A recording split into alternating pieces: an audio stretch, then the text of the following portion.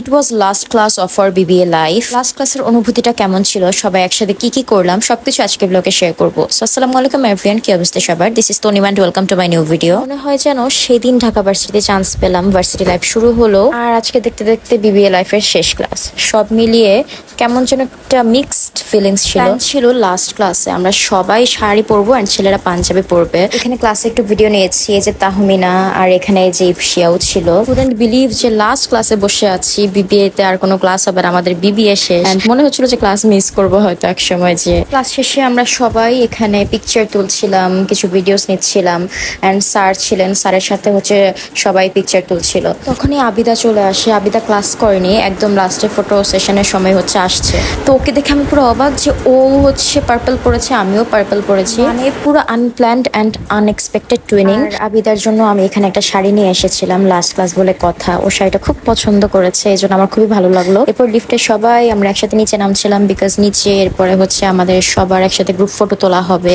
বলতে গেলে আমাদের বিবিএ লাইফ শেষ, সো লাস্ট কিছু মেমোরিজ তো রাখা দরকার, তাই না? এখানে হচ্ছে আমাদের ডিউ মার্কেটিং 27th ব্যাচের সব মেয়েরা। আজকে আমাদের বিবিএ লাস্ট ক্লাস ছিল। So guys, east or West? Marketing is the best. East or West? Marketing is the best. ইয়ে!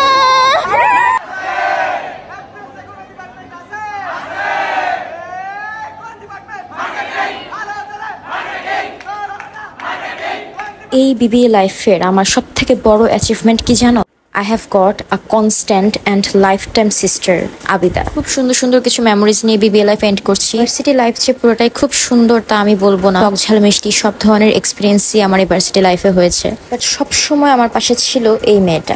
Our BBA life ends, but our lifelong friendship will always stay. Yes or no? Inshallah. Varsity লাইফে true একটা friend পাওয়া খুব ভাগ্যের একটা ব্যাপার। সেখানে আমি একটা ফ্রেন্ড না, একটা বোন পেয়ে গেছি যে আমার জন্য তার সবটা দিতে সবসময় রাজি। সবসময় ভালো খারাপ, হ্যাপিনেস স্যাডনেস সব ধরনের সব সিচুয়েশনে আমি এই মেয়েটাকে সবসময় আমার পাশে পেয়েছি, আলহামদুলিল্লাহ। Tanima loves you so much Abida. Last class আর কোথাও হ্যাং আউট হবে না, এটা তো হতেই পারে না। এরপরে আমি আর আবিদা মিলে চলে গিয়েছিলাম লালবাগে, যেহেতু লালবাগ আমাদের ঢাবি ক্যাম্পাস থেকে সব থেকে কাছে। লালবাগে অনেক সুন্দর সুন্দর নতুন নতুন কিছু ভালো ভালো রেস্টুরেন্টও হয়েছে। সো ওই দিন আমাদের খুব মন চাচ্ছিল যে আমরা একটু কোনো হেভি আইটেম খাবো, আর অনেক ক্ষুধা পেয়েছিল আমাদের। সো আমি আর আবেদা মিলে চলে গিয়েছিলাম লালবাগের নেহারি তেহারিতে অ্যান্ড দুইজনই মোরগ পোলাও অর্ডার করেছিলাম। সাথে আবিদা বোরহানিও নিয়েছিল, 2টা ফিরনিও নিয়েছিল। আর ওই দিনের ফুড এটা পুরোটাই আবিদার তরফ থেকে ট্রিট ছিল। জানি না কোথা থেকে কিসের জন্য আমাকে ট্রিট দেয়, এরকম হুদাই অনেক সময় অনেক ট্রিটও আমাকে দেয়।